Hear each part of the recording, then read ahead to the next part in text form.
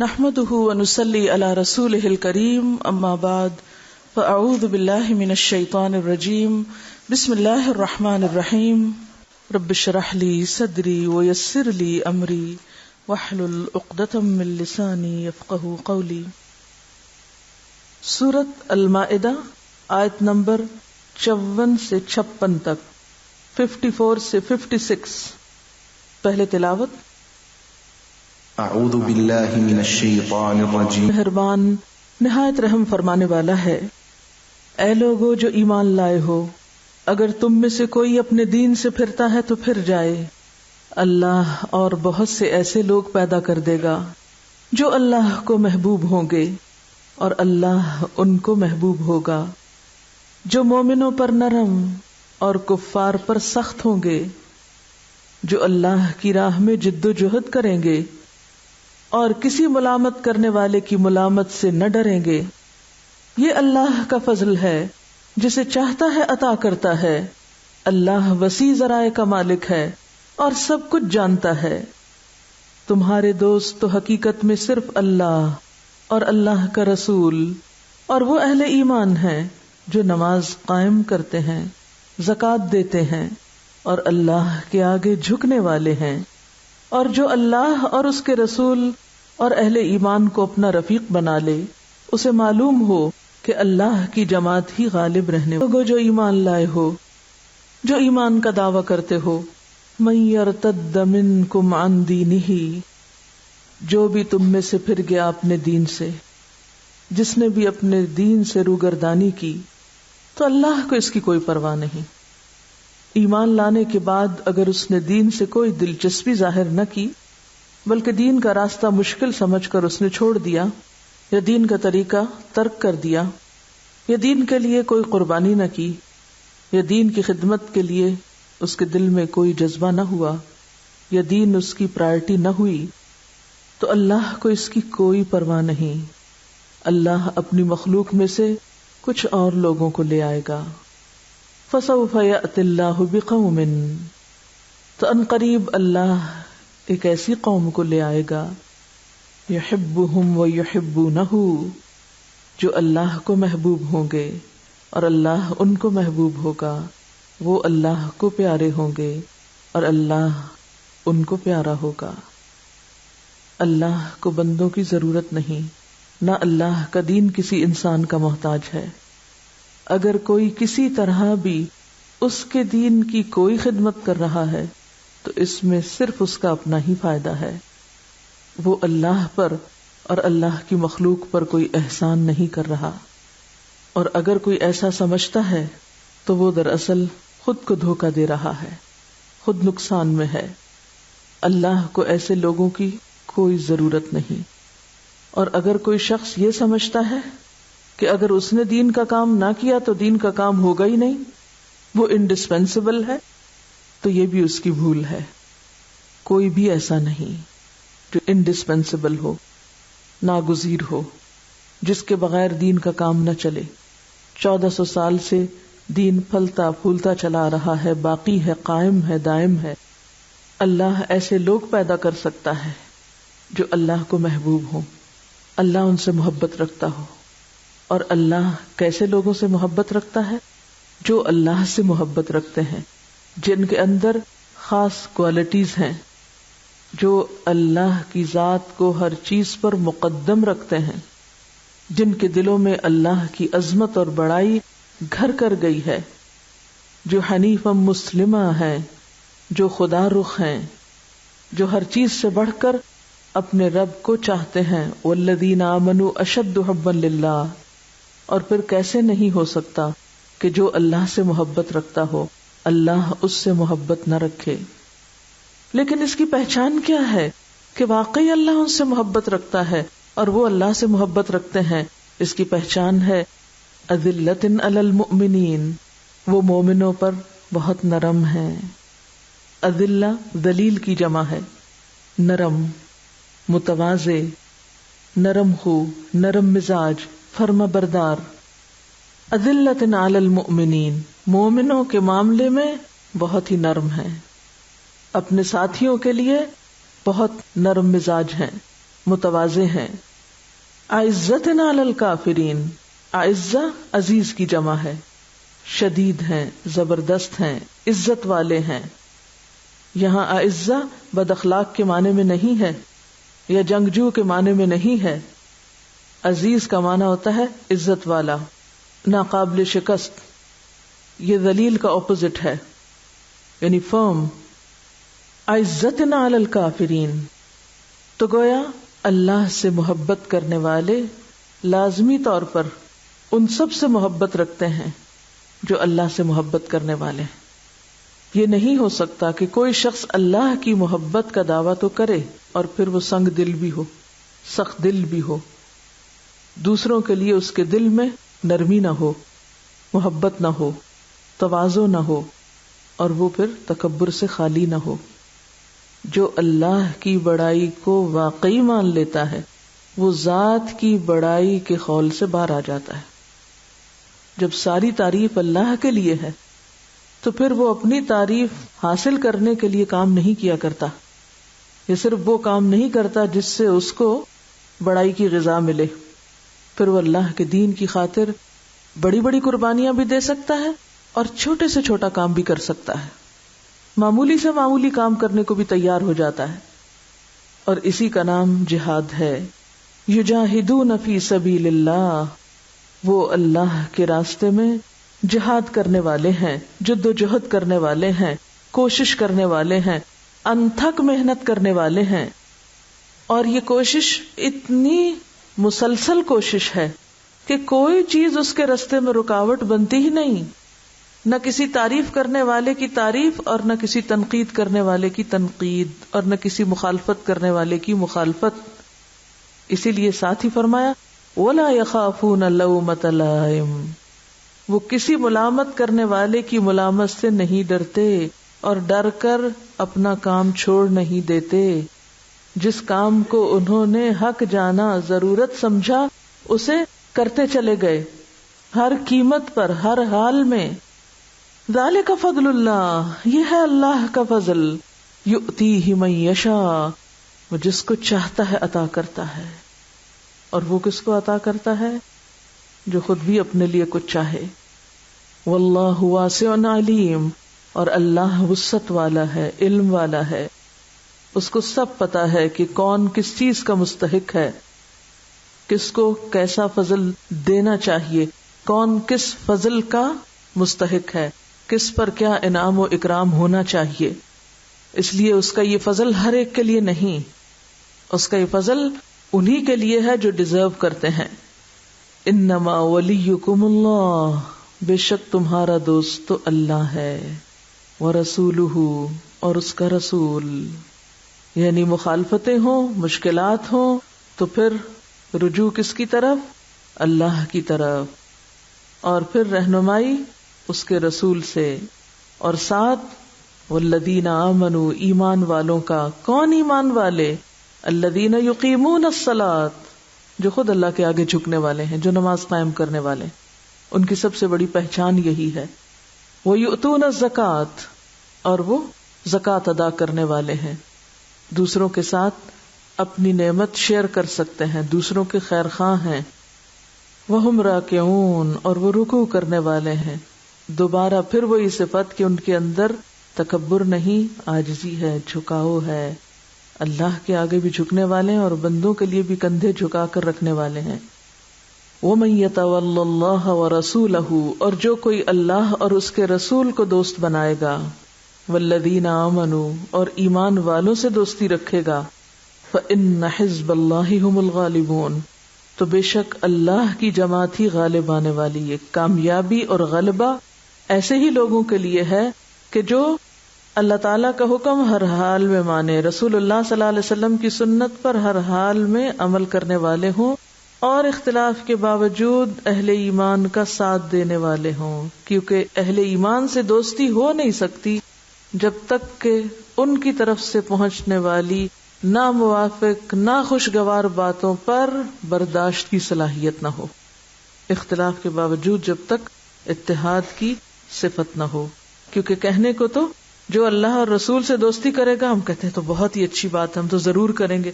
اور ایمان والوں سے دوستی کرے گا، ہم زبانی اس کا بھی دعویٰ کرتے ہیں، لیکن پھر اس کے بعد عملاً کیا کرتے ہیں کہ کیا واقعی ہماری ان سے دوستی ہوتی ہے، گہرا تعلق ہوتا ہے، یا ہر چھوٹی بڑی خلاف مزاج بات ہمیں ان سے پٹ آف کر دیتی ہے اور دور کر دیتی ہے اور ہم اپنی راہیں الگ کر لیتے ہیں. ایسے ہی لوگ پھر غالب کہاں سے آئیں گے؟ تو یاد رکھیے کہ آج دنیا میں اگر مسلمانوں کو غلبہ حاصل نہیں تو اس کی بنیادی وجہ بھی یہی ہے کہ ان کی دوستی اور محبت اور تعلق کے معیار بدل گئے ہیں. آج اللہ کی رسی کو مضبوط تھامنے کی بجائے اللہ کے رسول صلی اللہ علیہ وسلم سے اپنا تعلق مضبوط کرنے کی بجائے، اہل ایمان کے ساتھ اتحاد اور اتفاق قائم کرنے کی بجائے، مشکلات میں، تکلیفوں میں مدد کے لیے نظریں دوسروں کی طرف جاتی.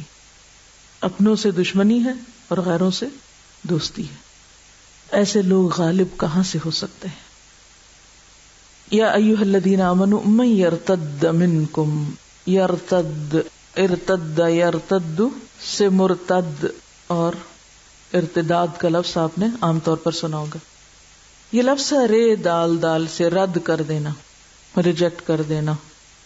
ایک تو اس کا بہت عام معنی ہے کہ اسلام کو بحیثیت دین کے رد کر دینا، ریجیکٹ کر دینا اور زبان سے اس کا اظہار کر دینا، اور اسلام کو چھوڑ کر کفر کی طرف، کسی اور دین کی طرف جھک جانا اور اس طرف مائل ہو جانا.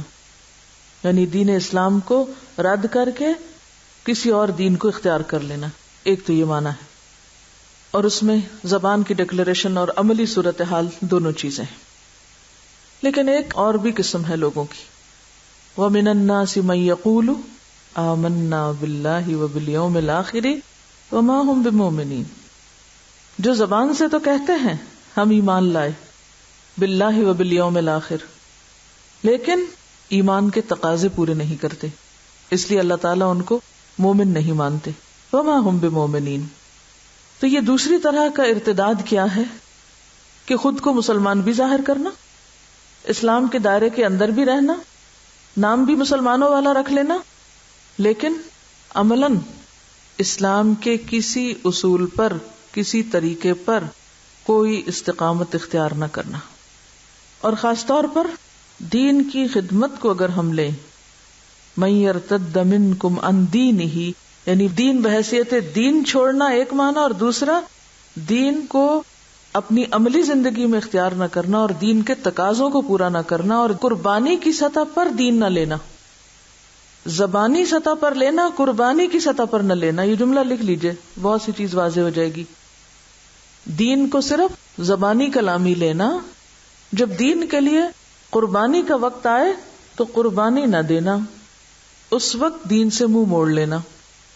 دیکھیے آپ ذرا غور کیجئے کہ اللہ تعالیٰ یا ایھا الذین آمنوا کہہ کے پکار رہے ہیں آپ کو، ٹھیک ہے نا؟ یعنی یہ کسی اور کی بات نہیں ہو رہی، یہ کس کی بات ہو رہی؟ میری اور آپ کی بات ہو رہی. ہم سے خطاب ہے، ہم سے کہا جا رہا ہے اگر تم نے ایسا کیا کہ دین میں ہوتے ہوئے پھر دین کو چھوڑ دیا، اس سے منہ موڑ لیا، ویسے دیندار ہو لیکن قربانی کرنی پڑے، کوئی مرضی کے خلاف کام کرنا پڑے، یا کہیں مال خرچ کرنا پڑے، یا وقت لگانا پڑے، یا نازک مزاج پر کوئی چیز بھاری پڑ جائے، تو پھر کیا کرے انسان؟ دین کے کام کو خیر باد کہہ دے.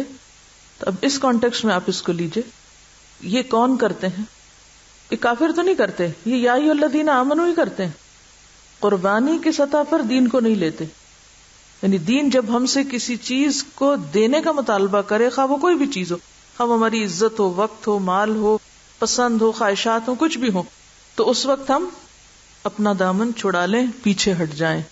ارتداد کیا ہوتا ہے؟ پیچھے پلٹنا. ہم پلٹ جائیں. ویسے ہم کہیں اللہ سے محبت، رسول سے محبت، لبیک اللہم لبیک، لیکن جو ہی کوئی مشکل پیش آئے تو قدم پیچھے کھسکانا، کام چوری کرنا، ادھر ادھر چھپنا، بہانے کرنا. اس کی کیا قسمیں ہو سکتی ہیں یہ آپ کو اب سوچنا ہے. عملی زندگی میں ہم کیا کرتے ہیں؟ سوال لکھیے. جب دین ہم سے کوئی قربانی مانگتا ہے، چاہے ذاتی زندگی میں عمل کرنے کی، چاہے اس کو آگے پھیلانے کی، تو اس وقت ہم کون سا دین لیتے ہیں؟ مصلحت والا یا حقیقت والا؟ فَسَوْفَ يَأْتِ اللَّهُ بِقَوْمٍ، اگر تو تم قربانی کے وقت بھاگتے ہو، چھوڑ جاتے ہو، مشکل وقت میں بے وفائی کرتے ہو، تو پھر اللہ تعالیٰ کو تمہاری کوئی ضرورت نہیں، تم تو پھر خس و خاشاک کی طرح ہو جو سیلاب کے اوپر بہتا چلا جاتا ہے اور اس کا کوئی بھی مقام نہیں ہوتا، کہیں اس کا کوئی جماؤ نہیں ہوتا. پھر تو تم ریت کے ذرات کی طرح ہو کہ جو ہر ہوا کے جھونکے کے ساتھ اڑ جائیں. ایسے لوگوں کی اللہ کو پھر ضرورت نہیں، کیونکہ اللہ کے دین کے کام کے لیے، اللہ کے دین کی نمائندگی کے لیے کس چیز کی ضرورت ہے؟ مضبوط لوگوں کی ضرورت ہے. اب صحابہ کرام کا کردار سامنے لائیے. فَسَوْفَ يَأْتِ اللَّهُ بِقَوْمٍ، اللہ پھر اور لوگ لے آئے گا. کیسے؟ يُحِبُّهُمْ وَيُحِبُّونَهُ، ان کے اندر اللہ کی محبت ہر چیز سے بڑھ کر ہوگی اور اللہ بھی ان سے محبت رکھتا ہوگا. بألفاظ دیگر رضی اللہ عنہم ورضوا عنہ. اب یہاں آپ کو صحابہ کرام کا کردار سامنے رکھنا ہوگا کیونکہ وہ اس کی بہترین مثال تھے. یحبہم ویحبونہ کی ان کی بنیادی خوبی کیا تھی؟ اذلۃ علی المؤمنین، وہ آپس میں بڑے نرم مزاج تھے، باہم شیر و شکر تھے، گھلے ملے ہوئے تھے، یکجان تھے، سیسا پلاوی دیوار کی طرح تھے. کأنہم بنیان مرصوص تھے، ایک جسم کی طرح تھے. اسی لیے ان کے اندر غیر معمولی طاقت پیدا ہو گئی تھی اور انہوں نے بڑے سے بڑے مشکل مرحلے آسانی سے پار کر لیے تھے. صحیح بخاری میں آتا ہے رسول اللہ صلی اللہ علیہ وسلم نے فرمایا لا يرحم اللہ من عبادہ الا الرحماء، اللہ اپنے بندوں میں سے صرف انہی پہ رحم کرتا ہے جو خود رحم کرنے والے ہوں. یعنی محبت انسان کے اندر باہم رحمت اور ایک دوسرے کی خیرخواہی کا جذبہ پیدا کرتی ہے. اب آپ دیکھیے کہ یہاں صحابہ کرام کے باہمی تعلقات کو ایک خوبصورت معاشرے کی تصویر کشی کی جا رہی ہے کہ وہ کیا ہے؟ اذلۃ علی المؤمنین، سب ایک دوسرے کے لیے نرم ہے، ادھر بھی جھکاؤ ہے، ادھر بھی جھکاؤ ہے، ادھر بھی جھکاؤ ہے، ادھر بھی جھکاؤ. ایک ایسے گروہ کا تصور ذہن میں لائیے کہ جو باہم ایک دوسرے کے لیے نرم ہے، اور کچھ ایسے لوگوں کو ذہن میں لائیے کہ کوئی کسی کی سننے کو تیار نہیں، ہر ایک دوسرے کے سامنے سیسا پلائی دیوار کی طرح کہ جس میں کوئی رخنا نہیں ہو سکتا، جس میں کوئی لچک نہیں ہو سکتی، جس میں کوئی جھکاؤ نہیں ہو سکتا، کوئی کسی کی سننے کو تیار نہیں. تو یہ دو مختلف طرح کے کلچر ہیں نا. اسی لیے آپ صلی اللہ علیہ وسلم نے فرمایا جو شخص نرمی سے محروم رہا وہ ہر بھلائی سے محروم رہا. آپ نے حضرت عائشہ سے فرمایا اے عائشہ، اللہ نرم ہے، نرمی کو پسند کرتا ہے، وہ نرمی پر وہ چیز دیتا ہے جسے وہ سختی پہ نہیں دیتا اور نہ ہی کسی اور چیز پہ دیتا ہے. یہ حدیث دوبارہ سنیے، اللہ نرم ہے، نرمی کو پسند کرتا ہے، نرمی پر وہ چیز دیتا ہے جو سختی پر نہیں دیتا اور نہ ہی کسی اور چیز پر دیتا ہے. ایسی چیز سختی تو کیا کسی بھی اور طریقے سے حاصل نہیں کی جا سکتی، نہ کسی مال و دولت سے، نہ ہی کسی اور چیز سے. آپ روپے پیسے سے سونا چاندی تو خرید سکتے ہیں، کسی انسان کا دل خرید سکتے نہیں، لے سکتے. وہ کس سے ملے گا؟ نرمی سے. تو گویا کسی چیز کو حاصل کرنے کے لیے سب سے بڑا ہتھیار کیا ہے؟ نرمی. کسی بھی چیز کو پانے کے لیے سب سے بہترین چیز، بہترین طریقہ نرمی ہے. نرمی سے آپ کیا جیت سکتے ہیں؟ دل جیت سکتے ہیں. اور دلوں کو جیتنے کے لیے نرمی کے علاوہ دوسرا کوئی طریقہ ہے ہی نہیں. مثلا جب آپ کسی سے بات کریں اور نرمی سے کریں تو نتیجہ کیا ہوتا ہے؟ جب آپ کسی سے بات کریں اور نرمی سے کریں تو ری ایکشن کیا ہوگا؟ جواب کیا ہوگا؟ نرمی، جواباً محبت. ٹھیک ہے نا؟ اور اگر آپ سختی سے بات کریں تو جواباً سختی. آپ نرمی سے بات کریں لوگ آپ کی عزت کو تیار ہوں گے، اور اگر آپ سختی سے بات کریں تو لوگوں کے دل میں آپ کے خلاف انتقام پیدا ہوگا، نفرت پیدا ہوگی. لوگ بھی جواباً کھچ جائیں گے، ڈیفینسو ہو جائیں گے، اور اس سے نتیجہ کیا ہوگا؟ پورے ماحول میں ایک کھچاؤ آ جائے گا، سختی پیدا ہو جائے گی. جسے عام طور پہ آپ کہتے ہیں نا ماحول بڑا ٹینس ہو گیا ہے، عموماً کہتے ہیں نا ماحول میں ایک ٹینشن ہے، کھچاؤ ہے، ہر ایک دوسرے سے بدگمان ہے. کیوں ہوتا ہے ایسے؟ ٹینس کیوں ہوتا ہے؟ جب آپ دوسروں کے ساتھ نرمی کی بجائے سختی سے بات کرتے ہیں تب ماحول میں ٹینشن ہوتی ہے. اچھا اب کیا ہوتا ہے؟ جب ماحول میں ٹینشن ہوتی ہے تو ٹینشن کو آپ یوں تعبیر کیجئے کہ جیسے کوئی رسیاں ہیں، کھچاؤ ہے اور تناؤ ہے. یہ کھچاؤ اور تناؤ آپ کے راستے کی رکاوٹ ہے. جب آپ کوئی کام کرنا چاہتے ہیں تو نہیں کر سکتے. کیوں نہیں کر سکتے؟ مثلاً آپ کو کوئی چیز چاہیے تھی، آپ نے گھر جا کر سختی سے مطالبہ کر دیا، مجھے یہ چیز چاہیے اور چاہیے اور چاہیے، مجھے یہ کام کرنا اور کرنا اور کرنا. مثلاً آپ لوگ دین کی کوئی بات پڑھ کے جاتے ہیں اور گھر والوں کو آج کے بعد میں تو یہ کرنے جا رہی ہوں، اعلان جنگ گھر میں. اگلے دن آپ کہیں میں دوبارہ دین پڑھنے جا رہی ہوں، اب کیا ہوگا؟ وہ کہیں گے دروازہ کھلا ہے جائیے. کریں گے؟ بہت سے لوگ یہ کہتے سنائی دیتے ہیں ہمارے گھر والے ہم سے تعاون نہیں کرتے. کہتے ہیں نا، گھر والے ہمارا ساتھ نہیں دیتے، گھر والے ہمارے مددگار نہیں ہیں. کبھی آپ نے سوچا کہ آپ نے گھر والوں کے ساتھ کیا کیا ہے؟ آپ گھر والوں سے کس زبان میں، کس انداز میں بات کرتے ہیں دین پڑھ کے؟ آپ کا لہجہ، آپ کا انداز، آپ کا رویہ، آپ کا معاملہ کیا ہے؟ آپ نے ان کے دل جیتے یا ان کے لیے مسائل کھڑے کیے؟ تو ہمارے راستے کی بہت ساری رکاوٹیں اور مشکلات کس وجہ سے ہیں؟ ہماری سختی کی وجہ سے. اگر نرم ہوتے تو بہت سو کو اپنا بنا چکے ہوتے، اور جب اپنا بنا لیتے تو رستے آسان ہو جاتے. صحابہ کرام نے دین کس طرح پھیلایا؟ اذلۃ علی المؤمنین کے ساتھ. کیونکہ آپ دیکھیں کہ کیا ہمارے گھر والے مومنین نہیں ہیں؟ اب آپ کہیں گے نہیں، وہ دیکھیں عزت علی الکافرین بھی آ رہا ہے. وہ بڑے فرم بھی تھے، سخت بھی تھے. عزہ کا معنی کیا ہے؟ عزہ کا معنی بد اخلاق اور اکھڑ ہونا نہیں ہے. کبھی آپ نے عملی زندگی میں دیکھو کہ کافروں کے ساتھ وہ انتہائی بد اخلاقی اور بے مروتی کا سلوک کرتے تھے؟ نہیں، ایسا نہیں ہوتا تھا. مراد یہ ہے اس سے عزت علی الکافرین کہ کافروں کے سامنے بھی اپنے دین کو عزت دینے والے تھے، وہاں اپنے دین کی لاج رکھنے والے تھے، اپنے دین کو ثابت کرنے والے تھے، اپنے دین ہی پر عمل کرنے والے تھے. ایسا نہیں کہ ان کے ساتھ بد مزاجی سے پیش آنے والے تھے یا ان کے ساتھ بے وجہ کی سختی کرنے والے تھے. تو گویا اس دنیا میں حدیث کے مطابق، میرے مطابق نہیں، حدیث کے مطابق نرمی کا کوئی آلٹرنیٹ نہیں، نرمی کا کوئی نعم البدل ہے ہی نہیں. کیوں؟ حدیث میں کیا آتا ہے کہ نرمی پر جو کچھ ملتا ہے اس کے سوا کسی بھی چیز پہ نہیں ملتا. تو نرمی کس کس چیز میں، کیسے؟ سب سے پہلے تو کہاں؟ گفتگو میں، اپنے لہجوں میں، سٹائل میں، انداز میں. جلد بازی نہیں، تیزی نہیں، شدت نہیں، سختی نہیں، ٹینشن نہیں، بحث مباحثہ نہیں، کھچاؤ نہیں.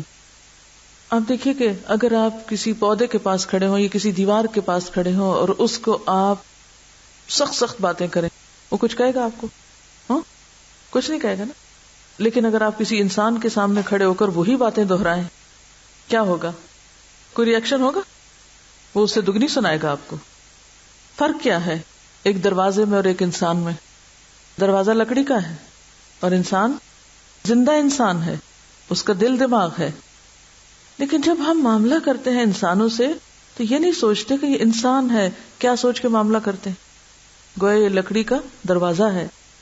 نتیجہ کیا نکلتا ہے؟ دروازے نے تو آپ کو کچھ نہیں کہا، آپ نے زور سے بھی پٹخا، اس سے تو آپ بچ بھی جائیں گے، وہ پیچھے نہیں آئے گا. لیکن اگر آپ نے کسی انسان کے ساتھ یہ معاملہ کیا تو وہ چھوڑے گا نہیں آپ کو. آپ نے اس کے دل میں اپنے خلاف انتقام کی آگ روشن کر دی. اب وہ نہیں بجھائے گا اس کو، کیونکہ روشن آپ نے کی ہے، لگائی آپ نے ہے. تو اب اس کو کون بجھائے گا؟ خود ہی بجھ جائے گی، وہ آپ کو ہی بجھانی ہوگی. لیکن جب ہم کسی انسان کے ساتھ معاملہ کرتے ہیں تو یہ بھول جاتے ہیں کہ ہم ایسا رویہ اختیار کر کے دراصل اس کے اندر اپنے ہی خلاف ایک آگ بھڑکا رہے ہیں، اور اس کی جلن پہنچے گی بھی کہاں؟ واپس آپ ہی تک. تو آپ دو طرح سے رویہ اختیار کر سکتے. ایک تو یہ کہ کسی کے ساتھ نرمی سے بات کریں، آرام سے بات کریں، شرافت سے بات کریں، اور دوسرے یہ کہ آپ اکھڑ پنے سے بات کریں. اگر آپ چاہتے ہیں کہ آپ کی بات سنی جائے تو کیا سے بات کرنی ہوگی؟ بہت سے لوگ کہتے ہیں نہیں جب تک روب نہ ہو تو بات نہیں بنتی. روب سے آپ وقتی طور پہ تو کسی کو شن کر دیں گے, شٹ کر دیں گے, لیکن دل نہیں جیت سکتے, وہ دیر پا نہیں ہوگا. اب دیکھیں کہ ایک اصول ہے نا, جیسا کرو گے, یہ ہم نے محاورہ تو رٹا ہوا ہے, کوئی ہے جس کو نہ پتا اور جس نے نہ کبھی سنا ہو, جیسا کرو گے ویسا بھرو گے. لیکن اس کو عام طور پہ ہم کہاں استعمال کرتے ہیں, جیسا کرو گے ویسا بھرو گے. جب ہم نے کسی کے خلاف کچھ کرنا تو اس وقت ہم اس کو لاجک دیتے, تم نے ایسا کیا تو لہٰذا میں نے تمہارے ساتھ ایسا کیا. یعنی یہ چیز اپنے پر نہیں لیتے, دوسرے پر لیتے ہیں کہ جیسا تم نے کیا مجھ سے بھی تم ویسے ہی توقع رکھو, ویسا رویہ مجھ سے پاؤ گے, لیکن اپنے اوپر نہیں لیتے. اللہ نے اس دنیا کا قانون یہ بنایا ہے کہ جیسا کرو گے ویسا بھرو گے. اس کو آپ کس معنی میں لیں؟ اگر آپ دوسروں کے ساتھ نرمی کا معاملہ کرو گے تو جواباً نرمی پاؤ گے. ہو سکتا ہے 1 دفعہ نہیں, 2 دفعہ, 3 دفعہ, 4 دفعہ. جب یہ نرمی آپ کی سرشت بن جائے گی, آپ کی عادت بن جائے گی, تو نتیجہ کیا ہوگا؟ کچھ عرصہ مشکل ضرور ہوگی. یعنی ایسا نہیں ہوگا کہ آپ پہلی دفعہ کسی سے نرمی کریں تو آپ کو نرمی سے جواب ملے. دیکھیے دین خول چڑھانے کا نام نہیں ہوتا کہ آپ آرٹیفیشلی کہیں ایک جگہ ایکٹنگ کر کے نرمی اختیار کریں اور پھر دوسری جگہ اس ایکٹنگ کو بھول جائیں. ایکٹنگ یہی ہوتی ہے نا. ہاں, تو کوئی بھی چیز جب آپ اس کا خول اپنے اوپر چڑھا کے صرف ایک وقتی طور پر مجبوری بے کسی کے عالم میں کہیں بھیگی بلی بن جائیں اور جہاں آپ کو ذرا سی بھی کچھ اپنی طاقت استعمال کرنے کا موقع ملے وہاں ساری شرافت بھول جائیں, تو اس کا نام نرمی نہیں ہوتا. مجبوری کا نام نرمی نہیں ہے کہ مجبوری سے آپ کو کہیں کچھ کرنا پڑ گیا تو آپ کہیں کہ اب ہم نرم ہو جائیں. نرمی کیا ہے؟ نرمی ایک مزاجی کیفیت ہے کہ جو آپ کی شخصیت کا ایک حصہ بن جاتی ہے, آپ کے اندر بلینڈ ہو جاتی ہے. آپ کہیں بھی ہوں, بڑے سے معاملہ کر رہے ہیں یا چھوٹے سے کر رہے ہیں, برابر والے سے کر رہے ہیں, کسی دوست سے کر رہے ہیں, حتیٰ کہ کسی دشمن سے کر رہے ہیں, تو جب تک یہ آپ کے اندر نہیں آئے گی تو اس وقت تک دوسروں سے بھی آپ کو نہیں ملے گی. اچھا, آپ کسی سے نفرت کریں, جواب میں کیا ملنا چاہیے آپ کو؟ محبت. پھر سوچئے کتنے لوگوں کو ہم محبت دے رہے ہیں اور کتنوں سے ہم نفرت کا معاملہ کرتے ہیں. سوچئے ذرا, اپنے دلوں کو تو ہم نے جواز دے رکھا کہ جس کے خلاف چاہیں بدگمانی کریں, جس سے چاہیں نفرت رکھیں, لیکن دوسروں سے کیا تقاضا کیے کہ دوسرے ہمیں ہر دل عزیز جانے, انتہائی محبوب جانے. کیا یہ ممکن ہے؟ جیسا کرو گے ویسا بھرو گے نا.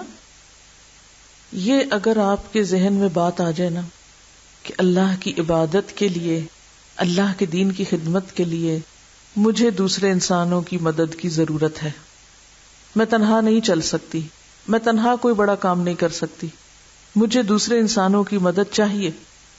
اور پھر مدد کے لیے کوالیفائڈ لوگ چاہیے یا نالائق لوگ بھی ٹھیک ہیں, بھیڑ کافی ہے. کون چاہیے آپ کو ساتھ؟ کوالیفائڈ, سمجھدار, عقل مند, باشعور. اگر آپ باشعور لوگوں کا ساتھ چاہتے ہیں کہ وہ آپ کے مددگار بن جائیں, اگر آپ کمپیٹنٹ لوگوں کا ساتھ چاہتے ہیں, اگر آپ بہترین افراد کار چاہتے ہیں کہ وہ آپ کے ساتھ مل جائیں, تو آپ کو اتنی ہی اس کی قیمت بھی دینی ہوگی. اپنے اندر مزید نرمی اور جھکاؤ لانا ہوگا, کیونکہ ایک عام ناسمجھ انسان ہے نا, اس کو آپ کچھ بھی کہہ دیں تو اس نے جواباً کچھ نہیں کہنا. اس بیچارے کی ضرورت ہے, مجبوری ہے کہ وہ آپ کے ساتھ لگا رہے, لیکن وہ کسی کام کا نہیں ہے اور آپ بہت خوش ہیں کہ وہ میرے ساتھ ہے, اتنے لوگ میرے ساتھ ہیں. یہ کوئی کامیابی نہیں. آپ دیکھیں کہ صحابہ کرام جو تھے ان کے اندر کیسی کیسی کوالٹیز تھی, کتنے شدید تھے, کتنے زبردست تھے, لیکن اس کے باوجود کس طرح آپ کے ساتھ لگے اور کس طرح انہوں نے آپ کا ساتھ دیا اور کس طرح آپ کے لیے قربانیاں کی, آپ کے لیے اپنی جان تک دینے کو تیار تھے. عمر جیسا شخص کیا کہتا ہے, یا رسول اللہ صلی اللہ علیہ وسلم میں آپ کے لیے اپنی جان قربان کر سکتا ہوں. یہ کوئی معمولی شخص کا کہنا نہیں ہے کہ کوئی ایک مسکین سا شخص جس کے پاس اور کوئی کام نہیں, جس کی اپنی جان کی کوئی ویلیو قیمت نہیں, وہ آپ کے کہے کہ میں آپ کو اپنی جان دینے لگا ہوں. یہ عمر کہہ رہے ہیں کہ میں آپ کی خاطر جان قربان کر سکتا ہوں. یہ چیز انتہائی محبت کے بغیر نہیں آ سکتی. تو اصل بات یہ ہے کہ ہمارا حال کیا ہوتا ہے جب ہم کوئی کام کرنے چلتے ہیں تو ہم دوسروں کو جھکانا چاہتے ہیں, تم جھک جاؤ, تم بات مان جاؤ, خود نہیں جھکتے. اور پھر چاہتے ہیں اتحاد بھی قائم ہو جائے. تو اتحاد قائم کرنے کے لیے کیا کرنا ہوگا؟ دوسروں کو جھکانے کی بجائے خود جھکنا ہوگا. ہم لوگوں سے کام کا مطالبہ کرتے ہیں, ہم خود کوئی قربانی نہیں دینا چاہتے. گویا ہم دوسرے لفظوں میں لینا تو چاہتے ہیں, دینا نہیں چاہتے. تو ہمیں یہاں کیا کرنا ہوگا؟ لینے کی بجائے دینے والا بن جانا ہوگا. اسی طرح اگر ہم لوگوں کی طرف سے پہنچنے والی تکلیفوں اور شکایتوں کو مسئلہ بنا لیتے ہیں تو نقصان کیا ہوگا؟ نتیجہ کیا نکلے گا کہ وہ بھی ہمیں مسئلہ بنا لیں گے. تو کام لینے کے لیے کسی سے کیا کرنا ہوگا؟ شکایتوں کو بھولنا ہوگا. مثلاً آپ نے دیکھا ہوگا جیسے عام روزمرہ زندگی میں بھی آپ کو بزنس چلاتے ہیں, آپ گھر کا کام کرتی ہیں, آپ خواتین ہیں, آپ میں سے بہت سی, یعنی مثلا ایک بڑا سا گھر ہے آپ کا, آپ اکیلے سارا کام نہیں کر سکتے, آپ کو لامحالہ کس کی ضرورت ہوتی؟ چلیے اس کو میں ایک چھوٹی سی مثال, دین کے چھوٹے کام اور بڑے کام کا فرق سمجھاتی ہوں آپ کو, کیونکہ یہ ساری صفات دین کی خدمت کے لیے نا. یا تو دین کا راستہ چھوڑ دیں آپ, یا پھر دین کا کام کریں. دین کے کام میں بھی ایک چھوٹا کام اور ایک بڑا کام ہے. آپ چاہتے ہیں بڑا کام کریں تاکہ اللہ کو راضی کریں اور بڑی جزا پائیں. ایک خاتون ہے جس کے پاس 1 کمرے کا گھر ہے اور ایک خاتون ہے جس کے پاس 10 کمرے کا گھر ہے. یعنی ایک کے پاس چھوٹا گھر ہے اور ایک کے پاس بڑا گھر ہے. جس کے پاس چھوٹا گھر ہے وہ اکیلے کام چلا لے گی نا. 1 کمرے کا گھر ہے, نہ کوئی بہت صفائی جھاڑو ہے, نہ کوئی اور بہت دھندے تردد ہے, بس کام کیا ختم کیا. لیکن جس کے پاس 10 کمروں کا گھر ہے, کیا وہ اکیلے کام کر سکتی ہے؟ اسے لامحالہ کیا ضرورت ہوگی؟ دوسروں کی مدد چاہیے نا. آپ دین کا ایک کام کرنا چاہتے ہیں کہ بس چھوٹی سی جھونپڑی بنا لی ہے اور آپ اسی پہ راضی ہیں اور خوش ہیں, کوئی زیادہ افراد نہیں چاہیے آپ کو, آپ ہر فن مولا خود ہی, ہر کام خود ہی کرتے ہیں, خوش ہیں کہ میں سب کچھ خود چلا سکتی. ایک یہ ایٹیٹیوڈ. اور ایک یہ کہ نہیں, بڑے کام کی ضرورت ہے, زیادہ کام کی ضرورت ہے. اب اس کے لیے کتنے ہاتھ چاہیے؟ زیادہ ہاتھ چاہیے. اور جتنے لوگ زیادہ شامل ہوں گے اتنے ہی مسائل بڑھیں گے. گھر میں 1 نوکر ہو تو 1 مسئلہ ہوتا ہے نا, اور گھر میں 10 نوکر ہو تو 10 مسئلے ہوتے ہیں. اب اگر کسی کا دل ہی چھوٹا سا ہو تو وہ تو 1 نوکر بھی برداشت نہیں کرتا گھر میں, وہ اس کو بھی نکال دیتا ہے, جاؤ جاؤ میں خود ہی کام کروں, مجھے نہیں پسند آتا کسی کا کام. عام طور پہ ایٹیٹیوڈ یہی ہوتا ہے نا. لیکن جن لوگوں کے دل بڑے ہوتے ہیں, آپ نے دیکھا ہوگا سال ہر سال سے لوگ ان کے ملازم رہتے چلے آتے ہیں, وہ چھوڑ کے نہیں جانا چاہتے. کیوں؟ اس لیے کہ گھر کی مالکہ بہت بڑے دل کی ہے, وہ اکوموڈیٹ کرتی ہے لوگوں کو, وہ ایڈجسٹ کرنے کا اصول جانتی, وہ قصور معاف کرنا جانتی. وہ کہتی اتنا اچھا, اتنا پرانا نوکر ہے, اتنی خدمت ساری زندگی کی, کیا ہوا اگر چھوٹی سی بات ہوئی, چھوڑو معاف کر دو, درگزر کرو. وہ جانتے ہوئے کہ یہ غلطی کرتا ہے, وہ کیا کرتی؟ آنکھیں بند رکھتی, کوئی بات نہیں. پھر کیا ہوا؟ اس کی نظر کس پہ ہوتی؟ یہ زیادہ فائدہ پہنچا رہا ہے, اگر چھوٹی سی غلطی ہے تو کیا ہوا, اتنا فائدہ بھی تو ہے اس کا. اور دوسری طرف اگر آپ یہ سمجھیں کہ نہیں, آپ کسی کی چھوٹی غلطی کو نہیں برداشت کر سکتے, تو پھر آپ اس کے بڑے فائدے کو بھی حاصل نہیں کر سکتے. پھر آپ سمٹ جائیں گے, پھر آپ محدود ہو جائیں گے, پھر آپ کسی بڑے کام کے قابل نہیں رہیں گے. بڑے کام بڑے دل والے لوگ کرتے ہیں. بالکل ایسے ہی بڑا گلاس ہو تو اس میں کتنا پانی آتا ہے, اور چھوٹے کپ میں شور یقین. یہ چھوٹی سی مثال ہے نا.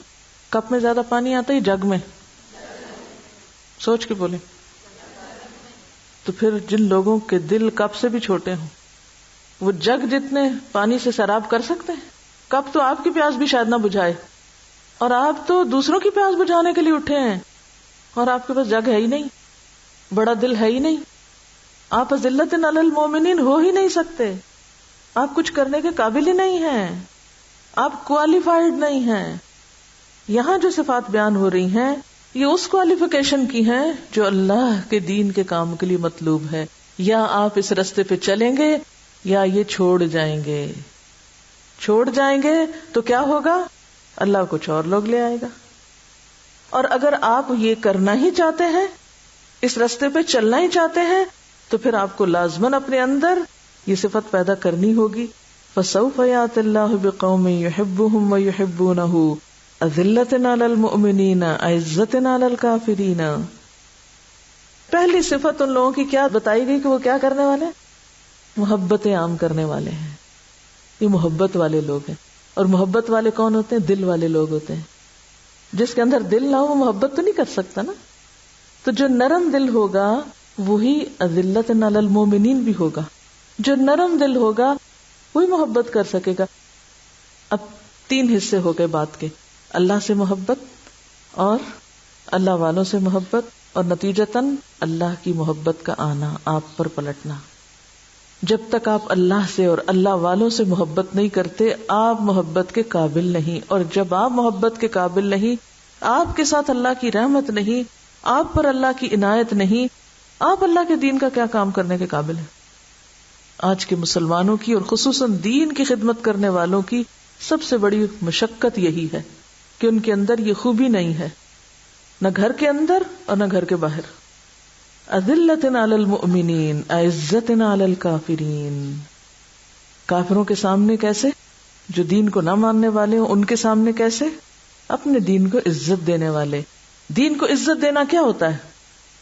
اس پر عمل کرنا، مشکل حالات میں بھی دین کو تھام کے رکھنا، فرم رہنا، اپنے اصولوں پہ قائم رہنا. وہ مین آف پرنسپل ہیں. وہ یہ نہیں کہ کافروں سے ڈر کے جیسا دیس ویسا بھیس کر لیں کہ وہ کیا کہیں گے. کیا ایسے لوگ دین کی دعوت دے سکتے ہیں جس دین پر وہ خود ہی عمل نہ کرتے ہو، جس دین پہ وہ خود شرمندہ ہو، جس دین کو وہ خود عزت دینے والے نہیں خود شرمندہ ہیں؟ وہ دین کو پھیلا کہاں سے سکتے ہیں؟ پھر اس کے بعد فرمایا یجاہدون فی سبیل اللہ، وہ اللہ کی راہ میں جہاد کرنے والے ہیں. جہاد کیا ہوتا ہے؟ کوشش. کوشش کیا ہوتا ہے؟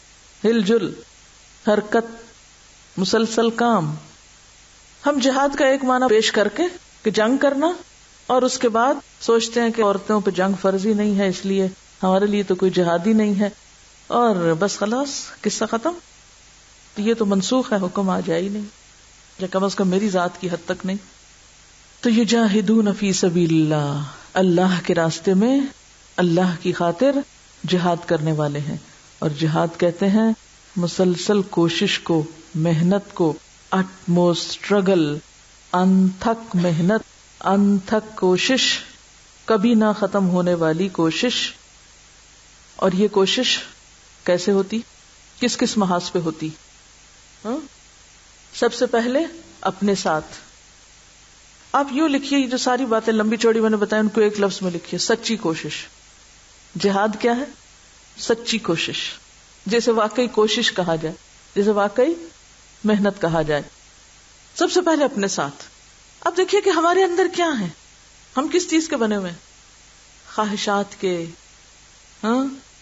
زین للناس حب الشہوات، شہوات کی محبت، دنیا کی محبت، بہت سی چیزوں کی محبتوں میں ہم گھرے ہوئے ہیں. اب کیا ہوتا ہے؟ وہ محبتیں ہمیں اپنی طرف کھینچتی ہیں، کبھی برائی کی طرف کھینچتی، کبھی غلط چیز کی طرف کھینچتی. تو جب ہم اپنے آپ کو روک رہے ہوتے ہیں، کھینچ رہے ہوتے ہیں، خود کو غلط چیز سے بچانے کی کوشش، نیکی پر جمنے کی کوشش، صحیح طریقے کو اختیار کرنے کی کوشش، یہ سب کیا ہے؟ نفس کا جہاد ہے. کہ ہر وہ چیز جو نفس کو مرغوب ہے، پسندیدہ ہے، محبوب ہے، اگر وہ چیز انسان کو برائی کی طرف لے جانے والی ہے، اللہ کی نافرمانی کی طرف لے جانے والی ہے، تو ہمیں اس کے مقابلے میں کیا کرنا ہے؟ رک جانا ہے. پھر کبھی کیا ہوتا ہے، ہمارے آس پاس کے لوگ، ہمارے دوست، رشتہ دار، ہمارے پیارے، وہ ہمیں برائی کی طرف لے جاتے ہیں. کبھی تو ہمارا اپنا ہی دل اور کبھی اور لوگوں کا پریشر. ایسے وقت میں دباؤ کو قبول نہ کرنا. عزت علی الکافرین، دباؤ قبول نہ کرنا. اعزہ کون ہوتے ہیں؟ جو اتنے استقامت والے ہوتے ہیں کہ دباؤ نہیں قبول کرتے، پریشر نہیں لیتے دوسروں کا. وہ کیا کرتے ہیں؟ ایسے موقع پر بھی استقامت جم کے رہتے ہیں، یعنی ان کے رویے میں، اخلاق میں نہیں بدتمیزی آتی. اب ایک چیز ہے کہ آپ دوسروں کو دین کی طرف بلائیں. پہلے تو آپ خود جمے ہوئے تھے نا، اب آپ آگے بھی نکلے، دوسروں کو بتانے لگے. اب کیا ہوتا ہے؟ کیا ہوتا ہے؟ اب مخالفت ہوتی. پھر آپ کیا کرتے ہیں؟ ان مخالفتوں پر جس میں آپ کے اوپر تنقید بھی ہوتی ہے، جس میں آپ کے راستے بھی روکے جاتے ہیں، جس میں آپ کے کام کو یکسر غلط بتایا جاتا ہے، ان ساری چیزوں کو آپ کیا کرتے ہیں؟ آسن طریقے سے برداشت کرتے ہیں. یہ بھی جہاد ہے. یعنی جب کسی کی طرف سے کوئی کڑوی کسیلی بات سننے کو مل جائے تو انسان مشتعل ہونے کی بجائے کیا کرے؟ اپنے کو روک لے. پھر جہاد کی ایک قسم قتال بھی ہے، جنگ بھی ہے، یعنی اللہ کے حکم کی پیروی کرتے ہوئے کبھی دشمن سے بھی لڑنا پڑتا، کبھی تلوار بھی اٹھانی پڑتی، کبھی جان بھی دینی پڑتی. لیکن یہ ایک معنی ہے، یعنی جہاد بمعنی جنگ صرف ایک حصہ ہے. ہم نے صرف ایک حصے کو لے لیا اور باقی چیزوں کو چھوڑ دیا. تو جو لڑائی والا جہاد ہے وہ ایک وقتی معاملہ ہے، ایک مخصوص کام ہے. لیکن جہاد اپنے بڑے مفہوم میں اس سے وسیع تر ہے. تو یجاہدون فی سبیل اللہ، وہ ہر وقت ایک جد و جہد میں ہوتے ہیں. ولا یخافون لومۃ لائم، اور کسی ملامت کرنے والے کی ملامت سے نہیں ڈرتے. یہ جہاد کی مزید وضاحت ہے کہ جب اللہ کے رستے پہ چلتے ہوئے کوئی ان کی مخالفت کرتا ہے، کوئی ان کو برا بھلا کہتا ہے، تو وہ اس کی وجہ سے رک نہیں جاتے. یہ سب کچھ کس کو نصیب ہوتا ہے؟ جس پہ اللہ کا فضل ہو. اور اللہ اپنا فضل کس کو دیتا ہے؟ جس کو وہ چاہتا ہے. وہ کس کے لیے چاہتا ہے؟ جو اپنے لیے چاہتا. اور وہ کون ہوتا ہے؟ جو اسے ڈیزرو کرتا ہو. کیونکہ اللہ کو تو سب پتا ہے کہ کون کس چیز کو لینے کے قابل ہے. دیکھیے، عام روزمرہ زندگی میں بحیثیت ایک ماں کے، کیا آپ اپنے بچوں کو ہر وہ چیز دے دیتے ہیں جو وہ آپ سے مانگتے ہیں؟ کیوں نہیں دیتے؟ وجہ نہ دینے کی. آپ کا بچہ چاہتا ہے آپ اس کو 1000 روپے دے دیں، آپ کے پاس ہیں بھی، آپ کو بچے سے محبت بھی بہت ہے، لیکن آپ نہیں دے رہے. کیوں؟ وہ اس قابل نہیں. ابھی 1000 روپے کا خرچ کرنا نہیں جانتا.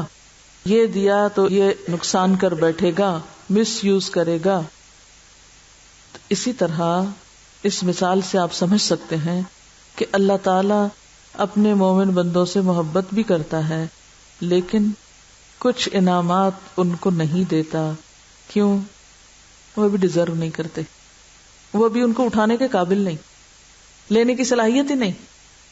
تو جتنا جتنا ہم میں سٹیمنا بڑھتا جائے گا، جتنا جتنا ہماری تڑپ اور پیاس بڑھتی جائے گی، جتنی ہماری طلب زیادہ ہوگی، جتنے کہ ہم اہل ہوں گے، اتنی نعمت اللہ ہم کو اور دے دے گا. تو کمی اس کے ہاں نہیں ہے. کمی کہاں ہے؟ ہم میں ہے کہ ہم اہل نہیں، ان صفات کے حامل نہیں. یہ کوالٹیز نہیں ہیں انڈیویجول لیول پر اور اجتماعی لیول پر، ان کوالٹیز سے خالی ہے. یہاں میرا سوال ایک یہ ہے کہ آپس میں نرم ہونے کا کیا مطلب ہے؟ کہ کیا ہم دوسروں کی غلطی دیکھتے ہوئے انہیں اس سے باز نہ رکھیں، روکیں نہیں؟ کوئی سیدھا کرے، الٹا کرے، سفید کرے، سیاہ کرے، ہر چیز پہ شاباش دیا کرے. کیا صحابہ کرام آپس میں اسی طرح نرم دل تھے؟ پھر کیا کرتے تھے؟ وہ وتواصوا بالحق کیا کرتے تھے. حق کے معاملے میں کبھی بھی وہ مصلحت پرستی کا شکار نہیں ہوئے تھے. ہم باہم نرمی کا پھر ایک اور الٹا معنی لیتے ہیں. یعنی نرمی کا مطلب ہے جھکاؤ، آپ آگے بڑھیں، سلام کریں، خیرخواہی کریں، خیال رکھیں، عزت کریں، احترام کریں، سب کچھ کریں. لیکن جب کوئی غلط کر رہا ہو تو وہاں پر کیا نہ کریں؟ کمپرومائز نہیں کریں. کیا صحابہ کرام ایک دوسرے پہ تنقید کیا کرتے تھے؟ کوئی مثال دیجئے. حضرت عمر رضی اللہ تعالی عنہ منبر پر تھے، انہوں نے عورتوں کے مہر کو محدود کرنے کی بات کی تو ایک عورت پیچھے سے کھڑی ہو گئی اور اس نے دلیل دی کہ اللہ تعالیٰ فرماتے ہیں کہ اگر تم میں سے کسی ایک نے اپنی بیوی کو ڈھیروں مال دے رکھا ہو تو تم واپس نہیں لے سکتے. تو عمر، جب اللہ نے یہ اجازت دی ہے ایک مرد کو کہ وہ ڈھیر مال اپنی بیوی کو دے سکتا ہے تو تم کیسے محدود کر سکتے؟ اب کیا اس واقعے کو یہ کہا جائے کہ نہیں وہ تو ایک دوسرے کے لیے نرم ہی نہیں تھے اور ایک عورت نے، ایک بڑھیا نے عمر کی بے عزتی کر دی؟ یہ بے عزتی نہیں ہوتی. وہ چھوٹی چھوٹی بات کو شکایت نہیں بنا لیتے اور ایک انا کا مسئلہ نہیں بنا لیتے. وہ بھی نیک نیتی سے بات کر رہے تھے اور وہ بھی نیک نیتی سے اصلاح کر رہی تھی. لہذا باہم کوئی ناراضگی، کوئی رنجش، کوئی دل میں بات ایسی آئی نہیں. عمر نے فوراً برملا اعتراف کیا، اخطأ عمر و اصابت امرأة. عمر نے خطا کی، عورت نے درست بات کی. اعتراف فوراً اپنی غلطی کا برسر محفل. لا یخافون لومۃ لائم.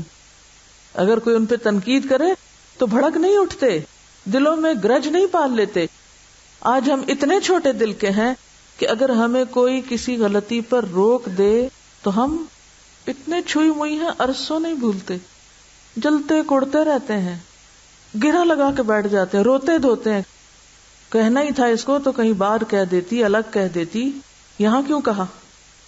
ان کے اندر یہ مزاج کیوں تھا، یہ اخلاق کیوں تھا؟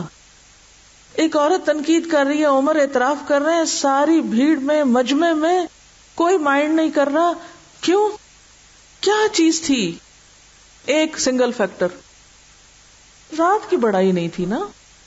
وہ بھی اخلاص سے بات کر رہے ہیں، وہ بھی معاشرے کی اصلاح چاہتے ہیں، کیونکہ لوگوں نے بڑے بڑے مہر دینے کو اپنی عزت کا مسئلہ بنا لیا تھا، کیونکہ بیچ میں ذات نہیں تھی. ہم ہر چیز میں بیچ میں ذات انوالو کر لیتے ہیں، اس کو اپنی ذات پہ لے آتے ہیں. اس نے اگر بات کی ہے تو یہ میرے خلاف کی، یہ میرے ہی اوپر کی ہے.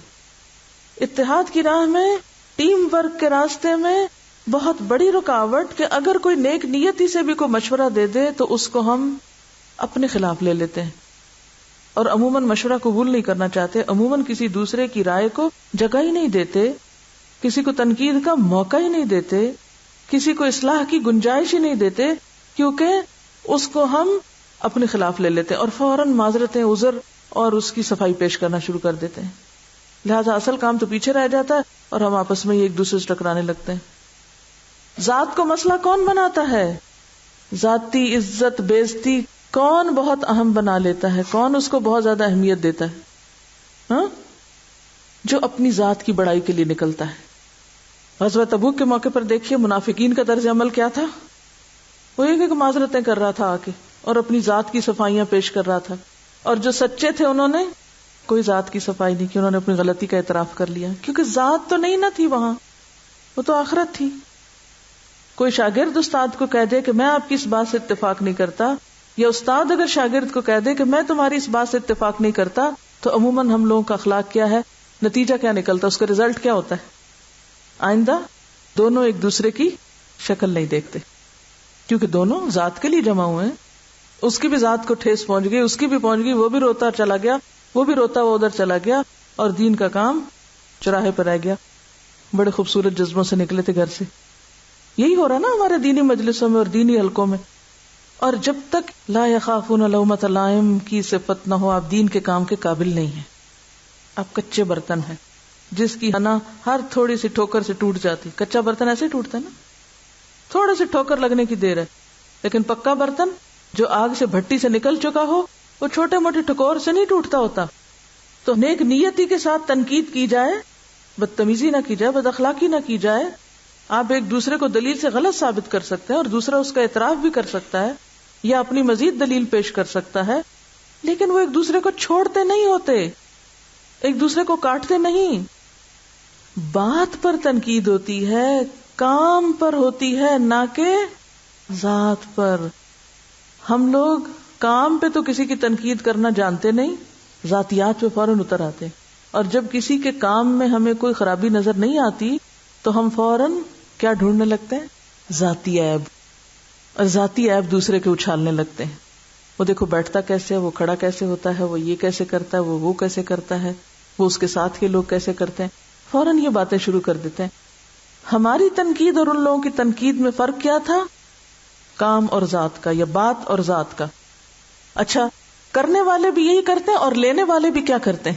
لینے والے بھی اس کو ذات پہ ہی لیتے ہیں. یعنی اگر کسی نے آپ کی رائے سے خلاف کوئی بات کہہ دی تو آپ نے اس کو کیسے لیا؟ اپنے خلاف لے لیا. یہ تو میری توہین ہو گئی، یہ تو میری مخالفت ہو گئی، یہ تو مجھ پہ الزام لگ گیا، اور یہ تو میرے ساتھ زیادتی ہو گئی.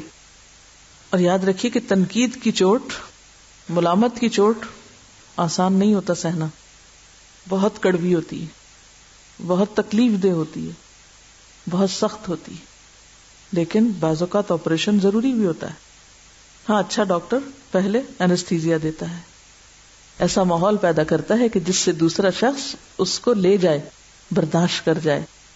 اصل میں صحابہ کرام اللہ کی عظمت میں اتنے گم تھے کہ ان کو اپنی عظمت بھولی ہوئی تھی کہ ہم بھی کوئی چیز ہیں، اور ہم اپنی ذات کی عظمتوں میں اتنے کھوئے ہوئے ہیں کہ ہمیں اللہ کی عظمت اور اللہ کے دین کی بڑائی بھولی ہوئی ہے. تو پھر ایسے لوگ جو ذاتی عظمتوں میں گم ہوں، وہ اللہ کے دین کو بڑا کیسے کر سکتے ہیں؟ اللہ کے دین کی خدمت کیسے کر سکتے ہیں؟ کر سکتے نہیں کر سکتے. جہاں آپ یہ سمجھے کہ آپ کی ذاتی مفاد پہ زد پڑنے لگی ہے، آپ فوراً اس شخص کو کاٹ پھینکیں تو پھر کیا ہوگا؟ کبھی بہتری نہیں ہو سکتی، کبھی اصلاح نہیں ہو سکتی، کبھی ترقی ہو ہی نہیں سکتی. فتح مکہ کے موقع پر آپ نے عام معافی کا اعلان کیا، نتیجہ کیا ہوا؟ سب لوگ مسلمان ہوئے. اصل میں یہ ہے کہ یہ دنیا کمپٹیشن کی دنیا ہے. جو شخص غصے، جھنجھلاہٹ اور ہر چیز کو نیگیٹو رنگ میں دیکھتا ہے، ہر چھوٹی بڑی تنقید کو، کسی کی کسی بات کو اپنی بےزتی اور رنا کا مسئلہ بنا لیتا ہے، کبھی بھی کامیاب نہیں ہو سکتا. حضرت عمر نے جب حضرت خالد بن ولید کو معزول کیا تو خالد بن ولید کون تھے کہ جن سے ایک جنگ بھی جو نہیں ہارے تھے، اتنے کمپیٹنٹ تھے، لیکن اس کے باوجود انہیں جب معزول کیا گیا تو وہ فوراً اپنی جگہ چھوڑ کر پیچھے سپاہیوں کی صف میں جا کھڑے ہوئے. اور لوگ ان سے جب آئے بھی کچھ بات کرنے تو انہوں نے موقع ہی نہیں دیا کہ نہیں، میں اس موضوع پہ گفتگو ہی نہیں کرنا چاہتا. ہم یہ سب پڑھتے پڑھاتے تو ہیں، لیکن جب ہمارے اوپر کوئی ایسی چیز آتی ہے تو اس وقت ہمارا رویہ کیا ہوتا ہے؟ ہم عام طور پر کن کن باتوں سے اوفینڈ ہوتے ہیں، ہم عام طور پر کن کن چیزوں کو انا کا مسئلہ بنا لیتے ہیں اور پھر دین ہی کو چھوڑ جاتے ہیں. ہم کسی کی غلطی دیکھ کر اس انسان سے نفرت شروع کر دیتے ہیں، اس غلطی سے نفرت نہیں کرتے. بعض اوقات عمر کو مسئلہ بنا لیتے ہیں. اگر عمر میں کوئی چھوٹا ہمیں کوئی بات بتائے تو ہم اس کو قبول کرنے کو تیار نہیں ہوتے، مقام مرتبے میں، علم میں، کسی بھی طرح. لیکن اصل بات یہی یاد رکھیے کہ جتنا بڑا دل ہوگا اتنا بڑا کام کریں گے، اور جتنا چھوٹا دل ہوگا اتنا ہی چھوٹا کام، اور قیامت کے دن پھر اجر بھی ویسا ہی. ایک سوال اپنے لیے لکھیے، کیا کسی کی تنقید میرا سکون درہم برہم کر دیتی ہے؟ کوئی ناخوشگوار بات سن کر میرا رویہ کیا ہوتا ہے؟ اس شخص کے ساتھ میرا رویہ کیا ہوتا ہے جو مجھ سے کوئی ناخوشگوار بات کر دے میری مرضی کے خلاف یا مجھ پر تنقید کر دے؟ دیکھیے، اگر آپ نے اپنے آس پاس صرف یس سر اور میاں مٹھو قسم کے لوگ رکھے جو آپ کی ہاں میں ہاں ملائیں، جو آپ کہیں وہی کہتے جائیں، تو اس سے ترقی کی رفتار رک جاتی ہے، کیونکہ سب ایک ہی طرح سوچتے ہیں، کوئی نئی بات تو سامنے آتی ہی نہیں، کوئی بڑا کام تو ہو ہی نہیں پاتا. یعنی آپ قابل لوگوں کو چھوڑ کر ان لوگوں کو سلیکٹ کر رہے ہیں جو یس سر کی پالیسی پہ عمل کرتے ہیں. نتیجہ کیا ہوگا؟ منافقانہ ماحول جنم لے گا، کھوکھلا کردار آس پاس ہوگا. کیوں؟ کیونکہ ساتھ کے لوگوں کو پتا ہے کہ آپ صرف تعریف پسند کرتے ہیں، آپ تنقید نہیں سن سکتے، لہٰذا وہ سچی جھوٹی تعریف کرتے رہیں گے، کیونکہ آپ ان کو تنقید کرنے کا موقع ہی نہیں دے رہے، آپ ان کو اختلاف کرنے کا موقع ہی نہیں دے رہے. ایسے منافقانہ کردار والے لوگ بڑا کام نہیں کر سکتے. بڑے کام کے لیے مضبوط لوگ چاہیے، اور مضبوط لوگ وہی ہیں جن کے اعصاب مضبوط ہیں، جو تنقید برداشت کر سکتے ہیں، جو اختلاف برداشت کر سکتے ہیں، جو مرضی کے خلاف باتیں گوارا کر جاتے ہیں. عام طور پر ہمارا ذاتی اخلاق کوئی چیز نہیں ہوتا، ہم دوسروں کے رویے دیکھ کر اپنا اخلاق بناتے ہیں. جیسا کوئی ہمارے سے کرتا ہے ہم ویسے ہی اس کے ساتھ کرنا شروع کر دیتے ہیں. اچھا، لیڈرشپ کا رول صرف وہ شخص ادا کر سکتا ہے، یعنی صحیح لیڈرشپ کا رول صرف وہی ادا کر سکتا ہے، سربراہ صرف وہی بہترین ہو سکتا ہے جو سخت ترین تنقید کو ٹھنڈے ذہن کے ساتھ سنے، سب سے پہلے سنے، اور پھر اتفاق اختلاف سے اوپر اٹھ کے معاملہ کرے لوگوں کے ساتھ.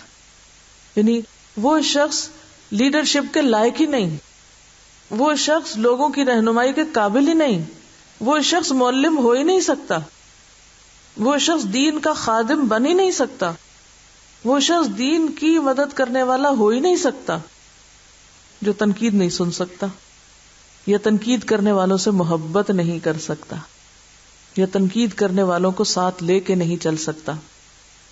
طاقتور ٹیم کیسے لوگوں سے ہوگی؟ خوش آمدی لوگوں سے طاقتور ٹیم بنتی ہے یا تنقید کرنے والوں سے؟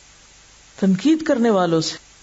کیوں کہتے ہیں حضرت عمر لولا ابی بکر لہلک عمر؟ ابو بکر نہ ہوتے عمر ہلاک ہو چکے ہوتے، کیونکہ وہ ان کو روکنے والے تھے، پکڑنے والے تھے. آپ صلی اللہ علیہ وسلم کی وفات کے موقع پر کیا کردار تھا حضرت ابو بکر کا؟ آج اس کردار کی ضرورت ہے. یہ کردار پیدا ہوگا تو دین کا کام ہوگا، ورنہ نہیں ہو سکتا. اب اپنے آپ کو سوچیے، اپنے اپنی جگہ پر سوچیے، آپ کی ٹیم میں کون کون لوگ شامل ہیں؟ آپ کے مددگاروں میں کون کون ہے؟ آپ کی یس مین کرنے والے لوگ یا وہ بھی جو ذرا مختلف رائے رکھتے ہوں. اپنے ساتھیوں کو دیکھیے, کیا آپ نے ارد گرد صرف تعریفیں کرنے والے لوگ اکٹھے کر رکھے ہیں, یا صرف دوست اکٹھے کر رکھے ہیں, یا مخالف بھی ساتھ لے کے چل رہے ہیں؟ کوئی بھی ٹیم, چاہے آپ کسی برانچ میں کام کرتی ہیں یا کہیں کسی گھر میں آپ رہ کے کچھ کر رہی ہیں, کسی بھی محاذ پر آپ اکیلے تو نہیں کر سکتی نا دین کا کام, یا کر سکتی؟ جو اکیلا کر رہا ہے وہ بھی گڑبڑ کر رہا ہے, کیونکہ یہ کام اکیلے ہونے کا ہے ہی نہیں. دین کی تعلیم, دین کی خدمت, دین کی تبلیغ کا کام اکیلوں کا کام نہیں ہے, یہ اجتماعی کام ہے, یہ ٹیم ورک کے ساتھ وجود میں آتا ہے. اپنی ٹیم کا جائزہ لیجیے, آپ کی ٹیم میں کون ہے, آپ کس کس کو ساتھ لے کے چل سکتے ہیں. کیا ایسا تو نہیں کہ جو شخص ہمارے کام پہ تھوڑی سی تنقید کر دے ہم اس سے بچ بچ کے رہنا شروع کر دیں, یا ہم اس کو الگ پھینکنا شروع کر دیں؟ سوچئے, اپنا جائزہ لیجئے. اور پھر اس کے بعد آپ دیکھیے ایک اور معیار دے دیا گیا دوستی کا, انما ولیکم اللہ, اللہ کی دوستی, ورسولہ, اور اس کے رسول کی دوستی, والذین آمنوا, اور ایمان والوں کی. کون ہے وہ؟ الذین یقیمون الصلاۃ, جو نمازوں میں اچھے ہیں, ویؤتون الزکوٰۃ, جو مال خرچ کرنے والے ہیں, وہم راکعون, جھکے ہوئے عاجز متواضع لوگ, ومن یتول اللہ ورسولہ والذین آمنوا فإن حزب اللہ هم الغالبون. جن کی ٹیم ان پر مشتمل ہوگی, جس ٹیم کے اندر اللہ کی محبت ہوگی, جس ٹیم کے اندر رسول اللہ صلی اللہ علیہ وسلم کی سنت ہوگی, جس ٹیم کے اندر خدا ترس لوگ اور جھکنے والے موجود ہوں گے, ایک دوسرے کی سننے والے لوگ موجود ہوں گے, ایسے ہی لوگ پھر غالب آ جائیں گے. اور اگر آپ غالب نہیں آ رہے تو اس کا مطلب یہ ہے کہ آپ ان صفات سے خالی ہیں. ہم سب کیا چاہتے ہیں؟ ہمارا دین غالب ہو, دین کو کامیابی ہو, ہمیں کامیابی ہو, چاہتے ہیں نا یہ. ہم سب ترقی کریں, دین ترقی کرے, مسلمان ترقی. ہم سے مراد میں نہیں ہے, مراد یہ کہ امت مسلمہ یا مسلمان جو ہیں وہ غالب ہوں. چاہتے ہیں اس وقت غالب نہیں ہیں. مسلمان اس وقت غالب نہیں ہیں. کیوں نہیں ہیں؟ ان کے اندر یہ صفات نہیں ہیں. اصل میں ہم یہ بھول گئے ہیں کہ ترقی کا راستہ, کامیابی کا راستہ, بلندی کا راستہ, غالب ہونے کا راستہ سہل اور ہموار راستہ نہیں. یہ دنیا کیا ہے؟ آزمائش کا جنگل, کانٹوں بھرا جنگل. ہم اس کو کس طرح لینا چاہتے ہیں؟ اسموتھ راستہ تو ہم چلنے کو تیار ہیں, اور اگر وہ اونچا نیچا ہو تو ہم نہیں چل سکتے, ہم بیٹھ رہے ہیں. تو غلبے کی منزل اور ترقی کا راستہ کیسا راستہ ہے؟ اونچ نیچ والا, نہ ہموار, نہ پسندیدہ, نہ گوار, نہ خوشگوار چیزوں سے بھرا ہوا. اس پہ کون چل سکتا ہے؟ جس کے دل میں اللہ کی محبت, ذاتی بڑائی کا احساس نہ ہو, جو مسلسل کوشش کرے, اور جو کسی بھی کڑوی کو سیلی تنقید والی بات کو برا نہ مانے. جو لوگ چھوٹے دل کے ہوں, چھوٹی چھوٹی بات کو مسئلہ بنا لیں, شکایتیں لے کے بیٹھ جائیں, شکایتی مزاج کے ہوں, وہ یہ نہیں کام کر سکتے. معمولی باتوں میں الجھ جائیں, ذرا سی چیز سے ڈسٹریکٹ ہو جائیں, ذرا سی چیز کو مصیبت بنا لیں اپنے لیے, پریشان ہو جائیں, ہر چیز میں اٹک کے رہ جائیں, اسی پہ رونا دھونا مچا دیں. ذرا سی مشکل آئی, یہاں سے ذرا سی ٹھوکر لگی, ذرا کسی نے کچھ کہہ دیا, کچھ چپ گیا, اب کیا ہے, وہ وہیں بیٹھ گئے. پھر اب وہ مزاج سے باہر آئیں گے کسی وقت تو پھر دین کی خدمت فرمائیں گے. ابھی تو موڈ ہی نہیں رہا.